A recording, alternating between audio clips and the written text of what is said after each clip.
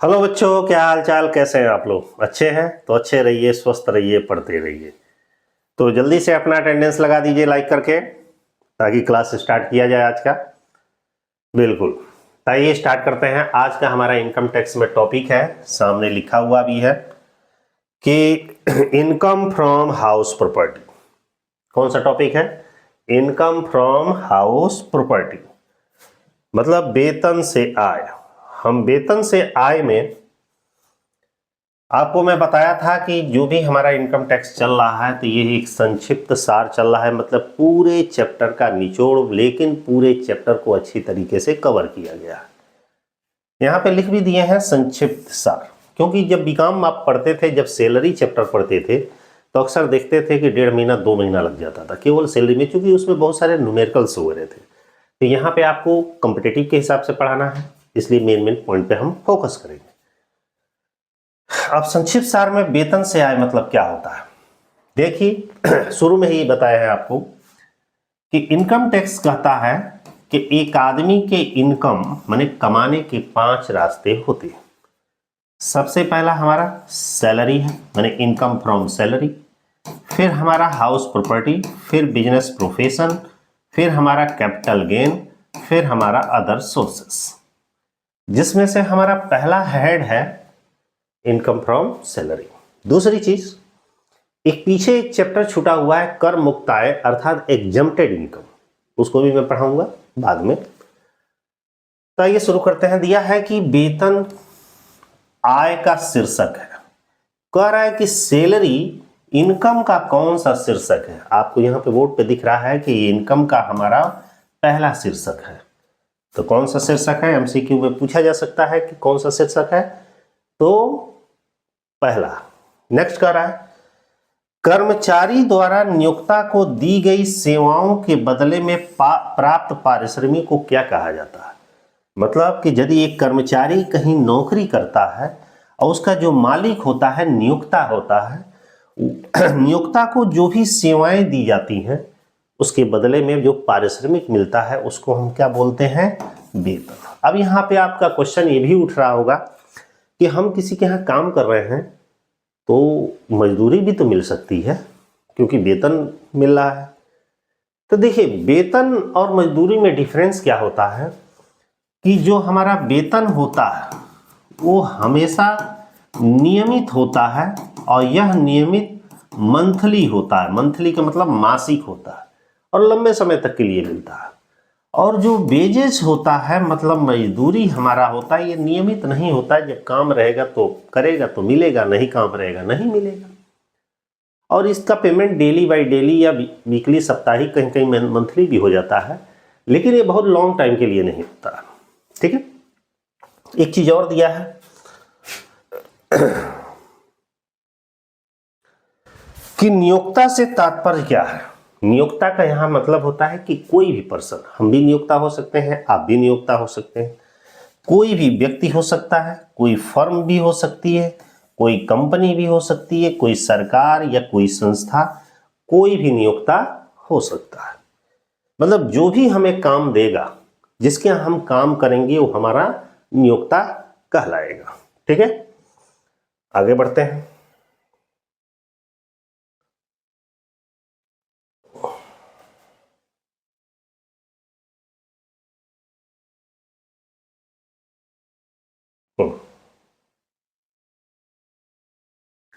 अगला हमारा क्वेश्चन दे रहा है कि नियोक्ता हो सकता है। जो नियोक्ता होता है वो देशी भी हो सकता है, विदेशी भी हो सकता है। देशी विदेशी का यहाँ अर्थ ये हुआ कि यदि हमें कोई ऐसा व्यक्ति है जो भारत में काम दिया है तो भाई देशी, और हम दूसरे देश में जाते हैं काम करने के लिए तो वहाँ का जो आदमी होता है वो हमें रोजगार देता है, वो विदेशी हो जाएगा। फिर कह रहा है कि वेतन कब माना जाता है। वेतन कब माना जाता है? जब भुगतान करने वाला तथा भुगतान पाने वाले के बीच मालिक और कर्मचारी का संबंध हो। मतलब कि यदि कोई व्यक्ति हमें सैलरी दे रहा है तो सैलरी कब माना जाएगा। तो सैलरी देने वाले मतलब पेमेंट करने वाले व्यक्ति के बीच मालिक और कर्मचारी का संबंध होना चाहिए। क्योंकि मान लीजिए मैंने पैसा आपको दे दिया, मैंने कहा कि हर महीने आपको 2,000 रुपये देंगे, 10,000 देंगे, 5,000 देंगे, जो भी है।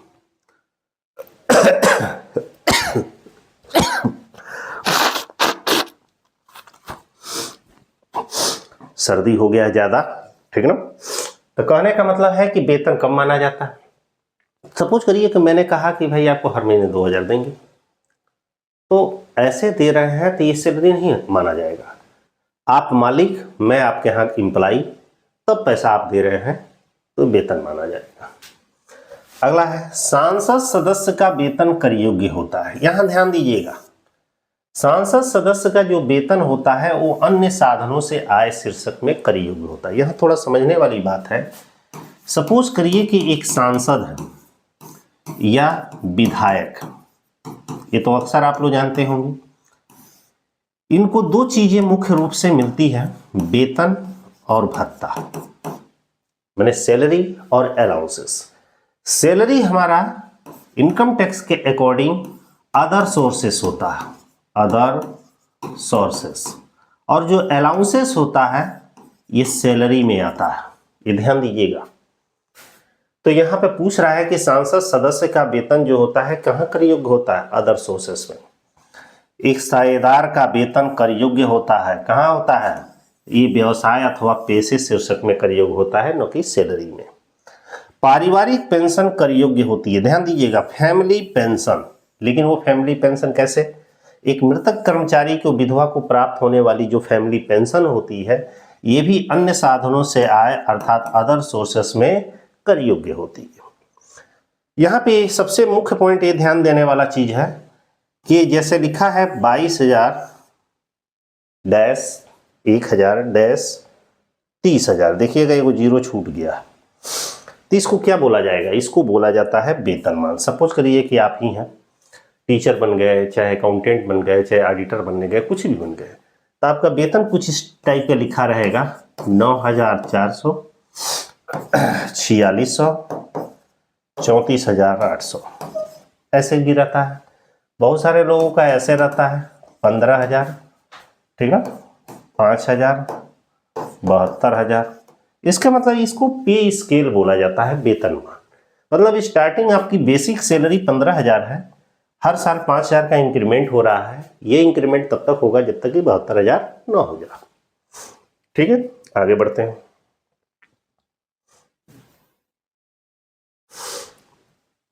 हाँ,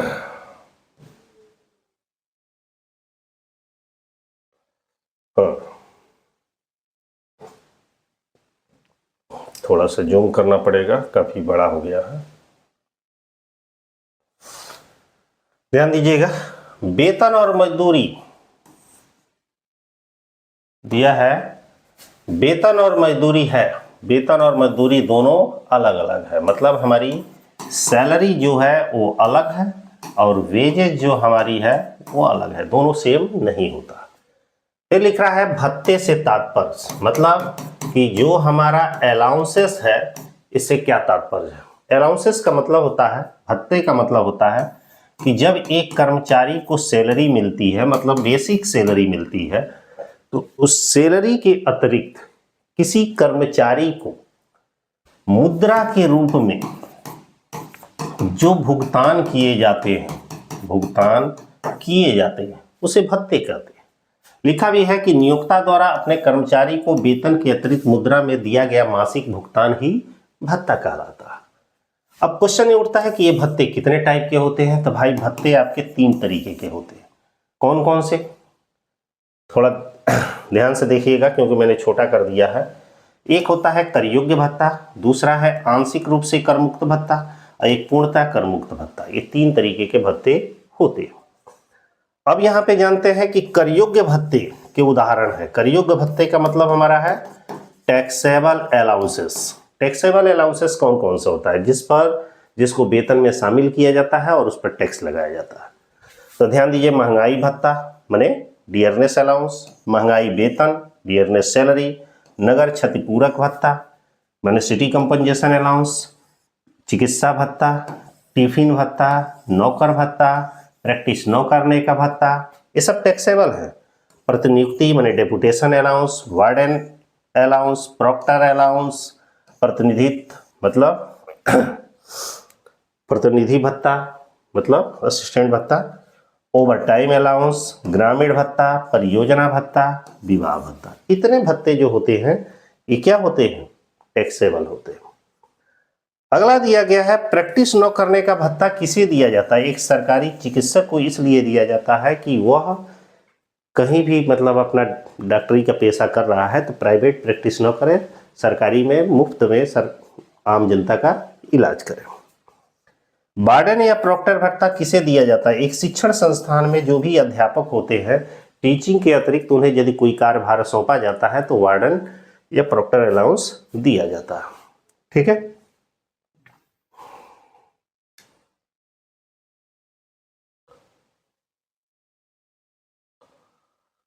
अगला है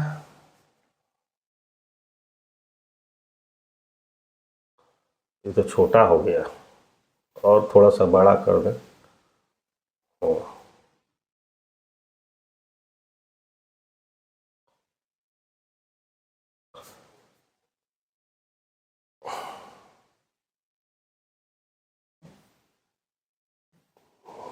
कहाँ चला गया भाई, पेज 3 पे, एक सेकंड इसको थोड़ा सही करना पड़ेगा।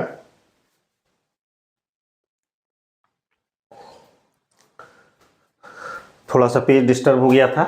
चलिए आइए बढ़ते हैं आगे। क्या हो रहा है भाई,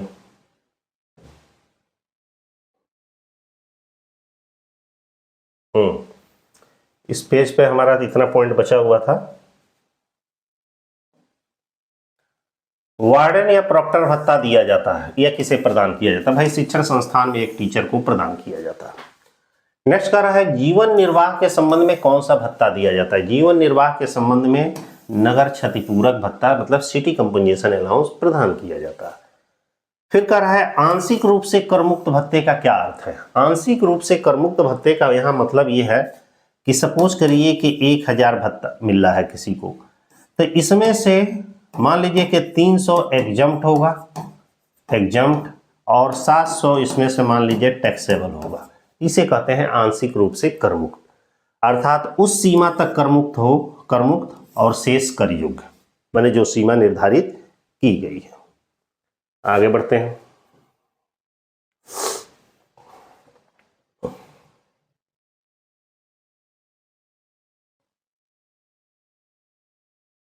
ध्यान दीजिएगा, अगला हमारा टॉपिक है आंशिक रूप से करमुक्त भत्ते कौन कौन से ऐसे भत्ते हैं जो आंशिक रूप से करमुक्त होते हैं। ध्यान दीजिएगा, मकान किराया भत्ता जिसको HRA कहा जाता है, मनोरंजन भत्ता जिसको इंटरटेनमेंट अलाउंस कहा जाता है, जनजाति क्षेत्र भत्ता मैंने ट्राइबल एरिया अलाउंस कहा जाता है, विशेष क्षतिपूरक भत्ता, ठीक ना, स्पेशल जोन वाला अलाउंसेस है, कर्मचारियों का परिवहन भत्ता, ठीक। फिर इसके बाद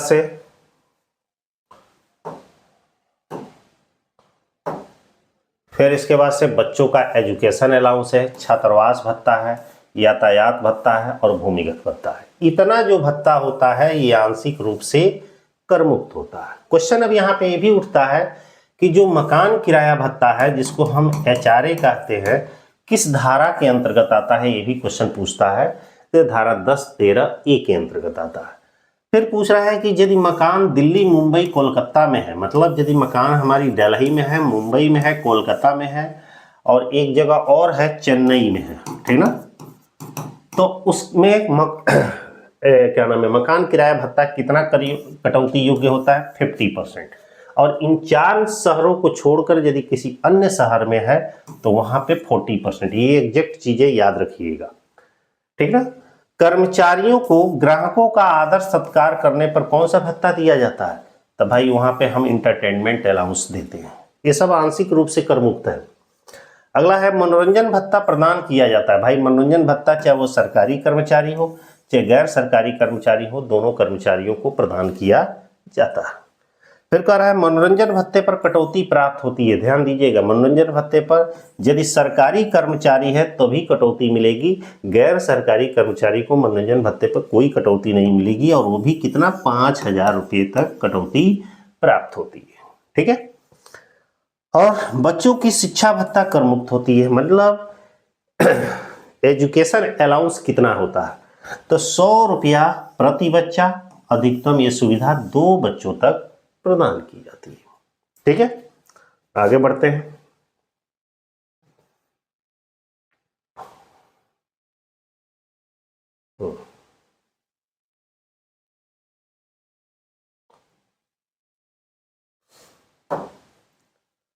अगला दिया गया है हमारा कि छात्रावास भत्ता, वार्डन अलाउंस कितना कर मुक्त होता है भाई, तो 300 रुपया प्रति माह, अधिकतम 2 बच्चों तक, मतलब 300 रुपया प्रति माह, अधिकतम 2 बच्चों तक क्या होता है, कर मुक्त होता है। एक सेकंड और,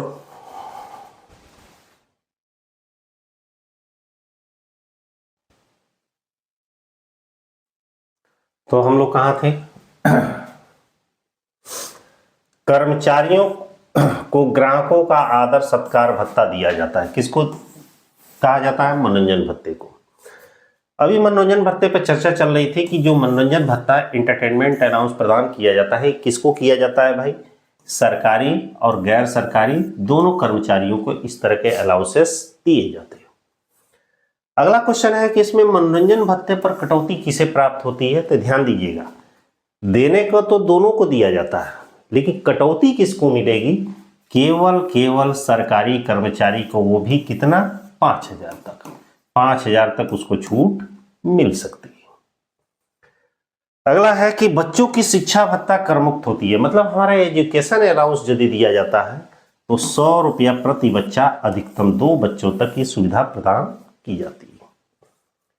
छात्रावास भत्ता कर मुक्त होता है। हॉस्टल अलाउंस, यदि किसी कर्मचारी के बच्चे को हॉस्टल मिलता है तो हॉस्टल अलाउंस कितने रुपए तक कर मुक्त होता है, तो 300 रुपया प्रति बच्चा प्रति माह, अधिकतम ये भी सुविधा 2 बच्चों तक प्राप्त होती है। ठीक है। भूमिगत भत्ता, भूमिगत भत्ता का मतलब होता है कि ऐसे कर्मचारी जो जमीनों के अंदर रह कर काम करते हैं, खानों में काम करते हैं, माइंस में काम करते हैं, तो भाई रिस्क तो रहता है, तो उनको अलग से अलाउंसेस दिया जाता है, जिसको भूमिगत भत्ता, अंडरग्राउंड अलाउंस कहा जाता है। यह अंडरग्राउंड अलाउंस जितना भी मिलता है उसमें से 800 रुपया प्रति माह की दर से कर मुक्त होता है, बाकी सब कर योग्य होता है। आज कुछ ज्यादा ही प्रॉब्लम हो गया, कोई बात नहीं, आगे बढ़ते हैं। भूमिगत भत्ता पे चर्चा कर रहे थे कि भूमिगत भत्ता हमारा 800 रुपया प्रति माह तक कर मुक्त होता है। नेक्स्ट है परिवहन कर्मचारियों को विशेष भत्ता। यदि कोई ऐसा कर्मचारी जो ट्रांसपोर्टेशन में काम करता है, माने परिवहन विभाग में काम करता है, तो उनका भाई आने जाने का जो परिवहन भत्ता मिलता है वो 10,000 रुपये तक कर मुक्त होता है, माने जितना भी मिलेगा उसमें से 10,000 रुपये। ये सब आंशिक रूप से कर मुक्त भत्ते के अंतर्गत है। जनजाति क्षेत्र भत्ता कितना कर मुक्त, मतलब ट्राइबल एरिया में यदि किसी के नियुक्ति होती है तो वहां पे भी अलग से अलाउंसेस मिलते हैं, वो हमारा 200 रुपये तक प्रति माह कर मुक्त होता है। अब बारी आती है पूर्णतया कर मुक्त भत्ते, माने फुली एग्जेम्प्टेड अलाउंस। पूर्णतया कर मुक्त भत्ते कौन कौन से होते हैं, तो ध्यान दीजिएगा, विदेश भत्ता हो जो पूर्णतः कर मुक्त होता है, हाई कोर्ट व सुप्रीम कोर्ट के जो जज का सत्कार भत्ता मिलता है यह पूर्णतः कर मुक्त होता है। एगो और मिलता है यूएनओ, यूनाइटेड नेशन ऑर्गेनाइजेशन में जो भी इम्प्लॉई और मेंबर्स होते हैं, इनको जो अलाउंसेस मिलता है ये भी पूर्णतः कर मुक्त होता है। ठीक है। अब बारी आती है कि जो कर्मचारी होते हैं वो कई तरीके के होते हैं। एक कर्मचारी होता है इसमें विशिष्ट कर्मचारी, भाई स्पेशल एम्प्लॉई कौन होता है, तो विशिष्ट कर्मचारियों के लिए कौन कौन से कर योग्य अनुलाभ, थोड़ा सा अनुलाभों के बारे में जान लीजिए, जिसको अंग्रेजी में परक्यूजिट की कहा जाता है, अनुलाभ, और दूसरी तरफ हम लिखते हैं भत्ते। भत्ते क्या होता है, भत्ता का मतलब है कि मुद्रा के रूप में दिया जाता है, मतलब कि वेतन के अतिरिक्त पैसे में जो भी चीजें हम कर्मचारी को देते हैं वो भत्ते। अनुलाभ का मतलब होता है कि जो भी हम वेतन अपने कर्मचारी को देते हैं उस वेतन के साथ साथ जो भी सुविधाएं प्रदान करते हैं उन सुविधाओं को अनुलाभ कहा जाता है। हम यहाँ पे जानेंगे कि वो विशिष्ट कर्मचारी के लिए कौन कौन से अनुलाभ कर मुक्त होते कर योग्य होते हैं। तो कार की सुविधा मिलती है, ये टैक्सेबल होता है। माली, चौकीदार, रसोइया, फर्राश की सुविधा मिलती है, ये भी कर योग्य होता है।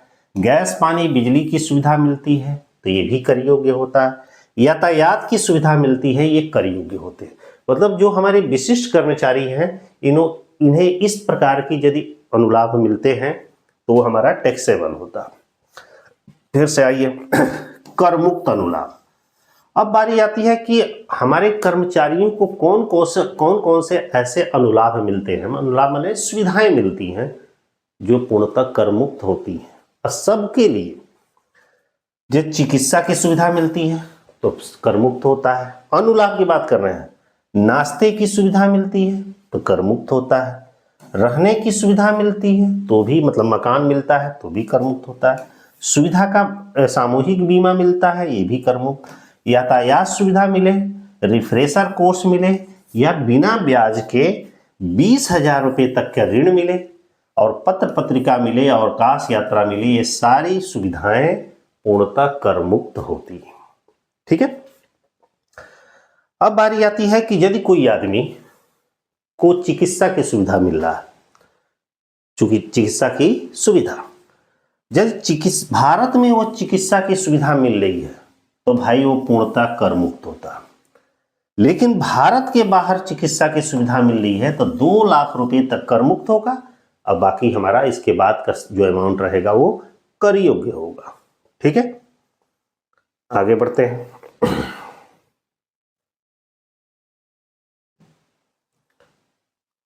थोड़ा इसको और बड़ा कर दें।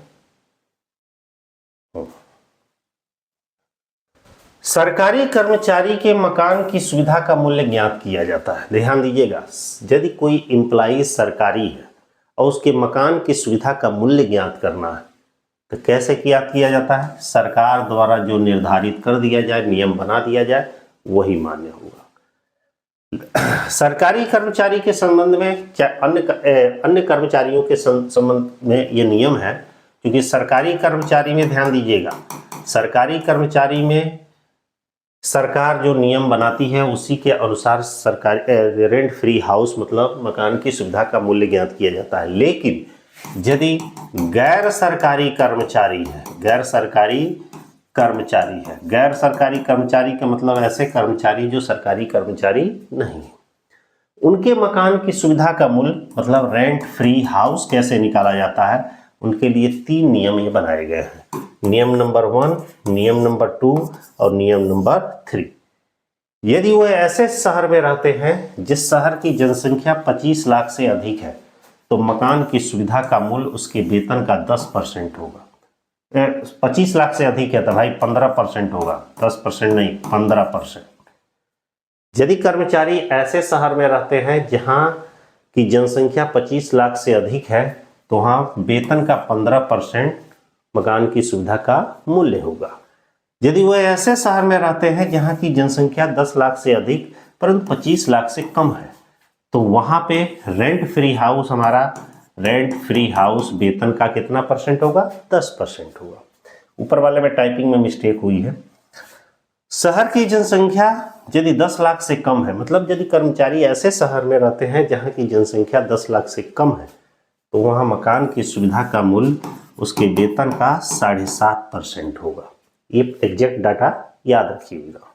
ठीक है, आगे बढ़ते हैं और देखते हैं क्या है।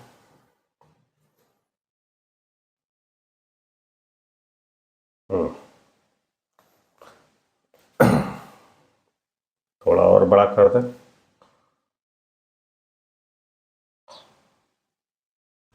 ध्यान दीजिए, अब मान लीजिए कि विशिष्ट कर्मचारी है और कार की सुविधा मिलती है। किसकी सुविधा? कार की सुविधा। यदि किसी कर्मचारी को कार की सुविधा मिलती है, यदि कार के साथ ड्राइवर दिया है तो कितना कर योग्य होगा? ड्राइवर का 900 रुपया प्रति माह। यदि कार नियोक्ता की है और उसे रखने और चलाने का समस्त व्यय नियोक्ता वहन करता है तो कार का मूल्य कितना कर योग्य होगा? 800 रुपया, 1800 रुपया प्रति माह। मतलब यदि कार नियोक्ता की है, उसे रखने और चलाने का व्यय नियोक्ता वहन करता है। और एक और चीज है कि इसमें मैं बता दूं आपको, तो वहां पे 1800 रुपया प्रति माह, ठीक है। और यदि कार नियोक्ता की है, उसे चलाने और रख रखाने का व्यय, ठीक ना, कौन वहन करता है? वह स्वयं वहन करता है। और छोटी कार है तो 600 रुपया, और बड़ी कार है तो 900 रुपया। यहां पर एक चीज और भी होगा, छोटी कार है तो 1800 रुपया और बड़ी कार है तो 2400 रुपया। ध्यान दीजिएगा, 1800 रुपया जो है वो छोटी कार की दशा में। यदि क्वेश्चन में आए कि बड़ी कार है तो वहां पे आपका 2400 रुपया प्रति माह। एक बार और समझिए इसको।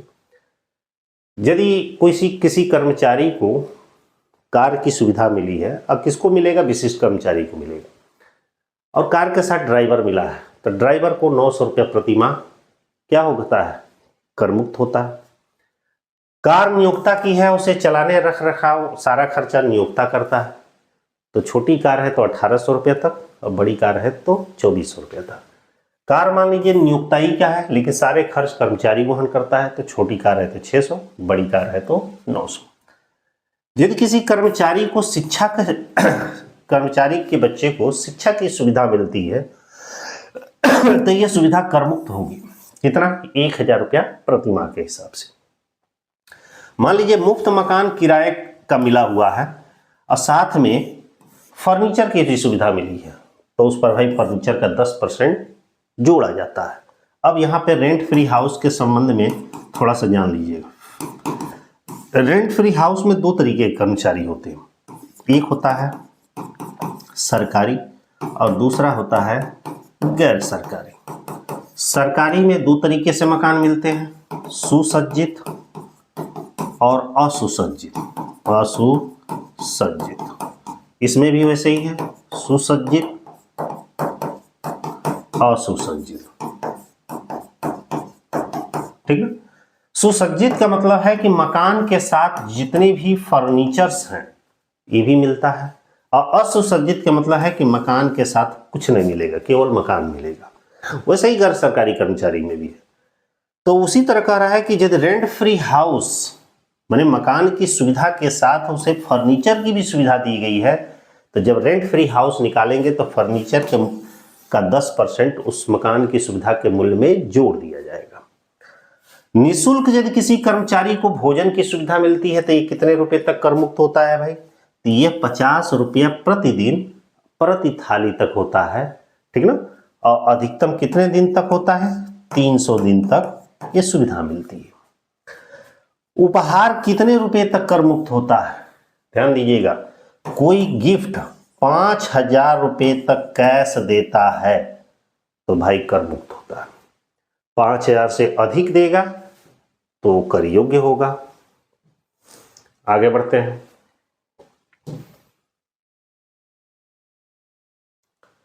अब बारी आती है प्रोविडेंट फंड की। प्रोविडेंट फंड का मतलब है पीएफ। पीएफ क्या होता है? मान लीजिए कि एक एम्प्लॉई है, काम कर रहा है तो उसको वेतन मिल रहा है। सपोज करिए किसी को 50,000 रुपया वेतन मिल रहा है, तो वेतन का थोड़ा सा कुछ अंश क्या करते हैं एम्प्लॉई, उनका पीएफ अकाउंट खोलकर उसमें से जमा करते हैं। अब जैसे ही वो जब रिटायर होता है या उसकी मृत्यु होती है तो सारा पैसा जमा ब्याज सहित उसके या उसके नॉमिनी को दे दिया जाता है।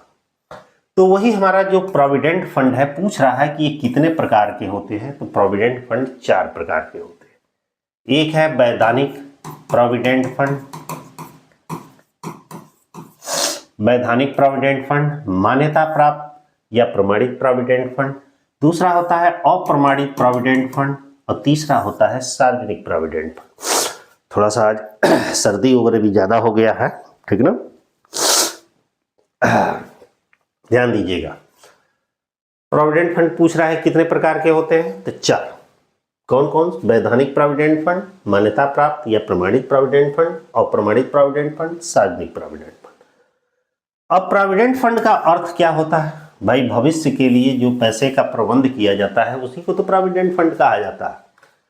क्वेश्चन में पूछा जा रहा है कि वैधानिक प्रोविडेंट फंड का निर्माण होता है, तो वैधानिक मतलब स्टेचुरी प्रोविडेंट फंड का निर्माण जो होता है प्रोविडेंट फंड एक्ट 1925 के द्वारा। अब पूछा जा रहा है कि वैधानिक प्रोविडेंट फंड में कौन कौन से कर्मचारी आते हैं भाई? तो इसमें सभी सरकारी और सरकारी और स्थानीय कर्मचारी आते हैं। कर्मचारी, ये सारे कर्मचारी इसमें आते हैं। सिलेक्टेड चीजें हैं बस, बहुत ज्यादा कुछ नहीं है, ठीक ना। आगे बढ़ते हैं। प्रमाणित प्रोविडेंट फंड माने रिकॉग्नाइज्ड प्रोविडेंट फंड की स्थापना की गई। प्रमाणित प्रोविडेंट फंड की स्थापना कैसे की गई है? कर्मचारी प्रोविडेंट फंड एक्ट 1952 के अकॉर्डिंग की गई है। पूछता भी है प्रोविडेंट फंड, प्रमाणित प्रोविडेंट फंड में कर्मचारी का अंशदान कितने रुपए तक कर मुक्त होता है? मतलब कि यदि कोई प्रमाणित माने रिकॉग्नाइज्ड प्रोविडेंट फंड में कंट्रीब्यूशन करता है तो कितने रुपए तक कर मुक्त होता है? तो वेतन का 12% तक कर मुक्त होता है।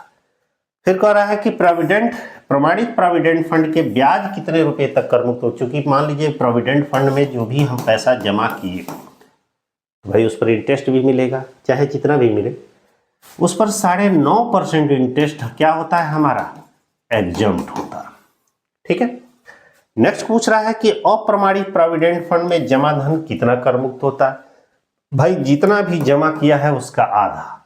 सपोज करिए कि 2 लाख रुपया जमा किया है तो इसका 1/2 कितना हो जाएगा? 1 लाख रुपया तक। फिर कह रहा है वेतन शीर्षक में मानक कटौती स्वीकृत है। वेतन में जो मानक कटौती है वो 50,000 रुपये तक स्वीकृत की गई है। ठीक है, आगे बढ़ते हैं।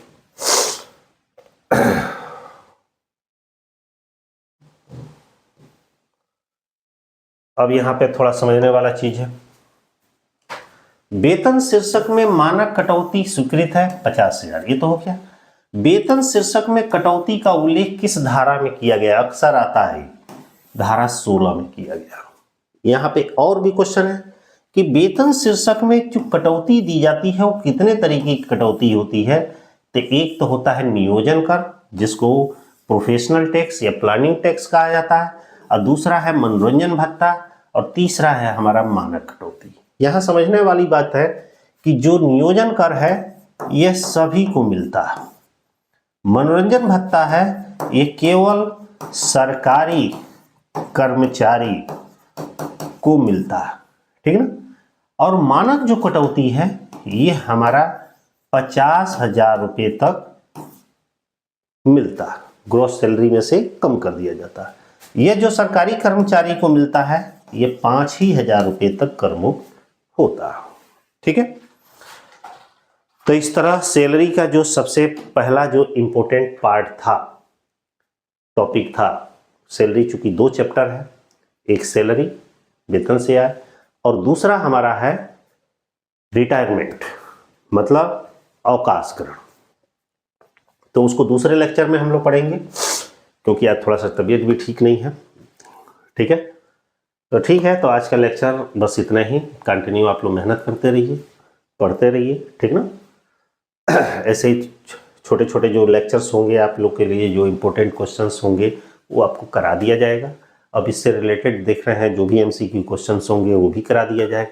ठीक है, आज का लेक्चर बस इतना ही। All the best.